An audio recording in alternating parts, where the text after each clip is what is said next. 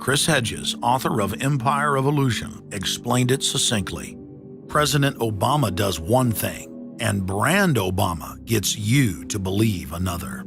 This is the essence of successful advertising. You buy or do what the advertiser wants because of how they make you feel. A large portion of Americans still gullibly hang on his every word. It is bringing entertainment to thousands of people. Through its magic, we are able to enjoy a combination of the radio, motion pictures, and the stage, right in the comfort of our own homes, simply by pushing a button and turning a dial. These cells with their electrical charges are scanned by a stream of electrons, completing 30 pictures a second.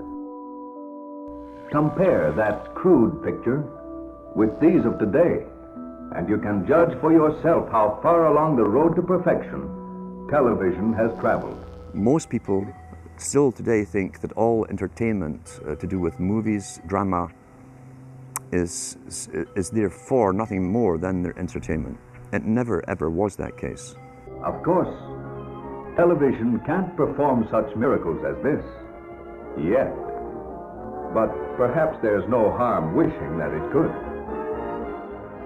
The greatest social messages are promoted through movies and drama, high drama, through the fixation of emotive sequences, emotional sequences, not logical, factual sequences, but pushing points across in an emotional way which register and fix in the mind. So emotional content is very, very important, rather than going through an actual discussion or an argument using logic and facts. There's no debate. And when you're being downloaded through fiction, your guard is down, the censor part of your brain is not in action.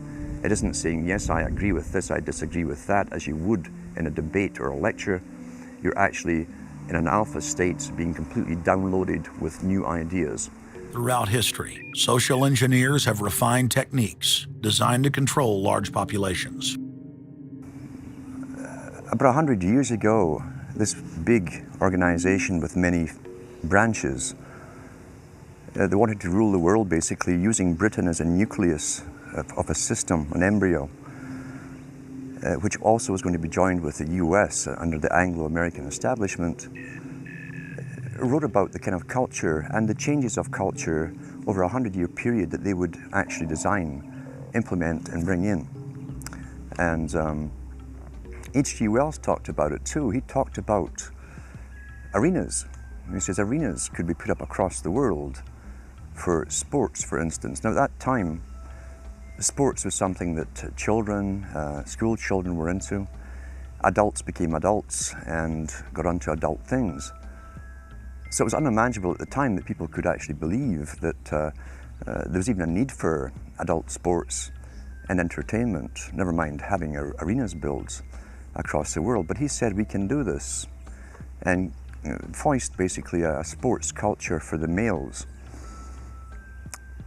Using a tribal system, we're all tribal to an extent, that's why we even bother to vote for a tribal leader.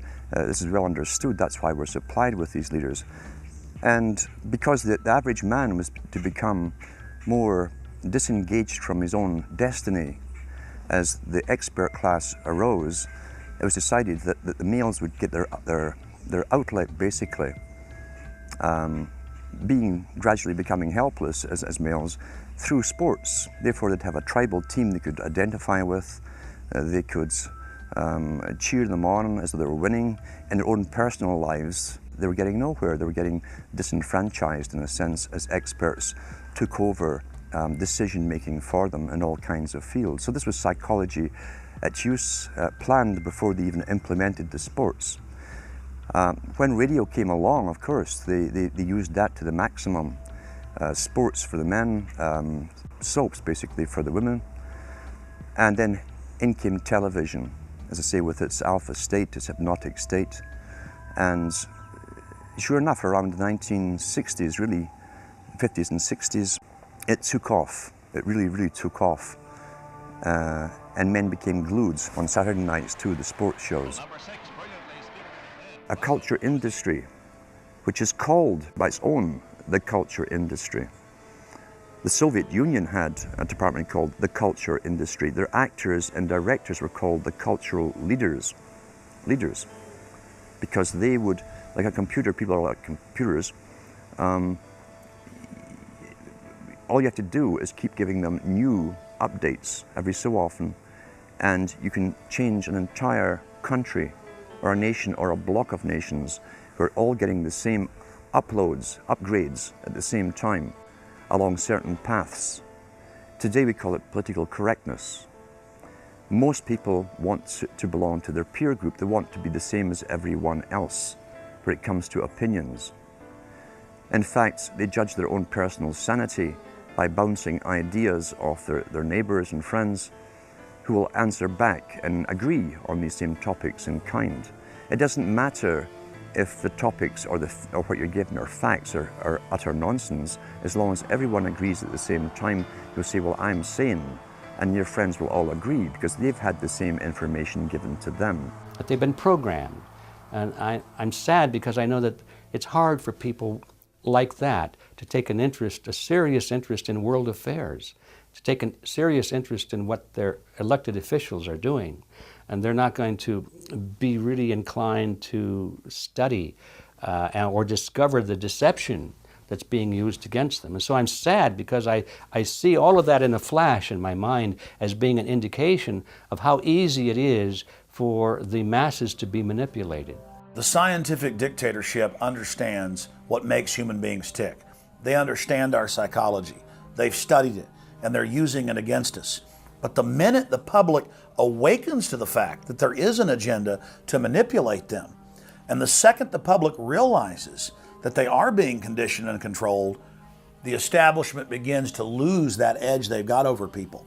So all I ask viewers to do is to think for themselves and to study public relations, to study advertising, to study propaganda, and to realize how much of it is out there in their daily lives. And then make the decision for yourself. I just want people to think on their own and to not have their decisions and their thoughts and their ideas pre-packaged and basically downloaded into them. If it's on TV and a famous face says something, then it must be true. He doesn't have to show you facts or anything else. You've been brought up with these faces. That's why they keep these guys on television into their 70s and 80s. You've grown up with this father figure who's on television every night at 6 o'clock, in your house, in your room, staring right at you, and he's a father figure. Would he tell you a lie?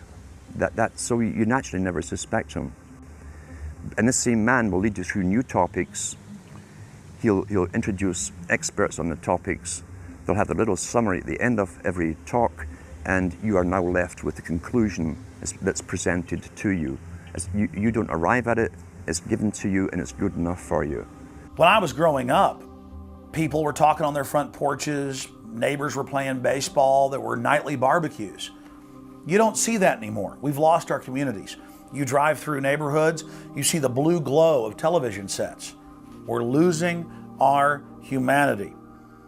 So if you want to rebel against the globalists, the social engineers, start by turning the TV off a few hours a day and actually getting to know your neighbors, getting outside that comfort zone, expanding your horizons. By coming together as communities, by getting to know our neighbors, we defeat the social engineers. We're programmed today perfectly, just like machines.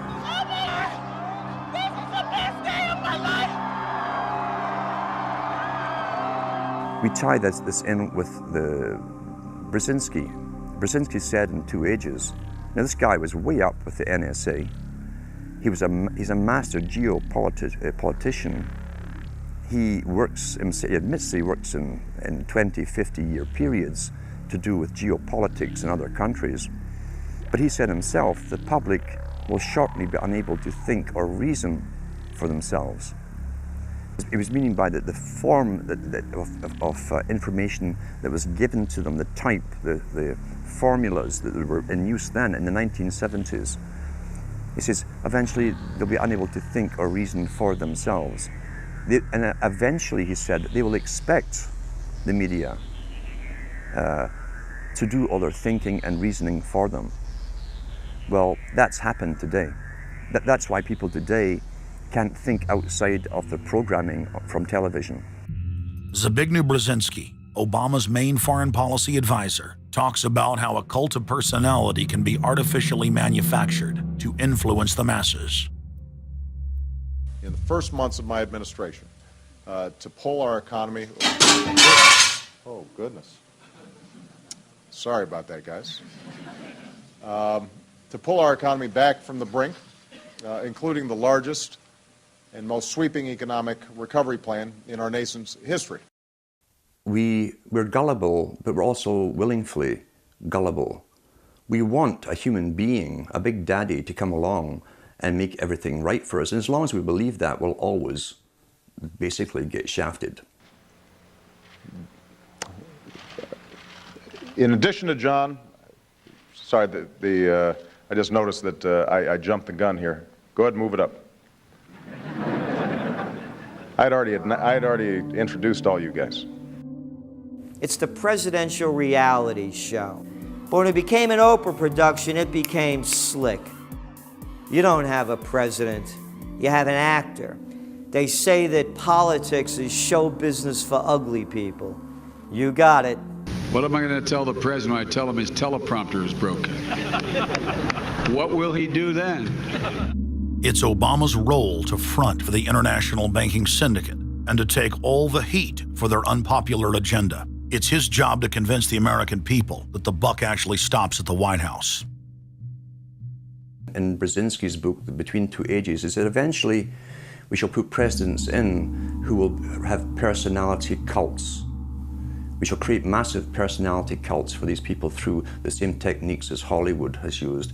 Obama is that man today.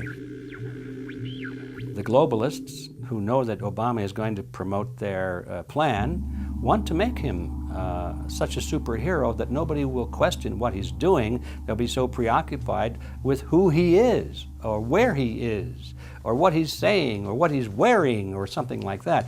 The idea of making him into a celebrity is very valuable because that way people are less inclined to ask, what is he doing?